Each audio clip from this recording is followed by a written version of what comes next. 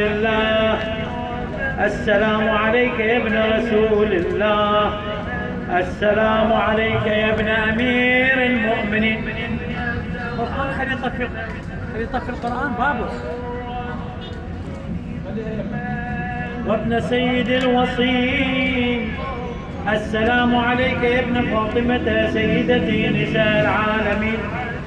السلام عليك يا بار الله وابن ثاره والوتر الموتور. السلام عليك وعلى الأرواح التي حلت بفنائك وأناخت برحلك. عليكم مني جميعا سلام الله ما بدا ما بقيت وبقي الليل والنهار. يا أبا عبد الله، لقد عظمت الرزية وجلت وعظمت المصيبة بك علينا وعلى جميع أهل الإسلام، وجلت وعظمت مصيبتك في السماوات على جميع أهل السماوات.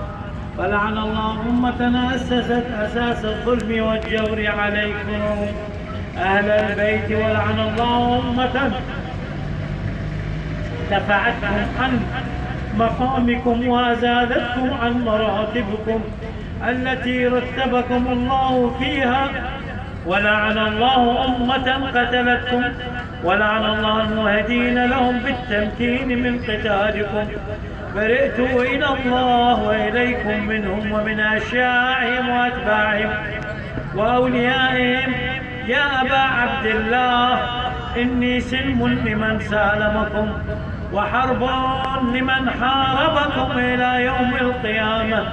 ولعن الله آل زياد وآل مروان، ولعن الله بني أمية قاطبة، ولعن الله ابن مرجان، ولعن الله عمر بن سعد، ولعن الله شمرا، ولعن الله أمة أسرجت وألجمت وتنقبت لقتالك بأبي أنت وأمي.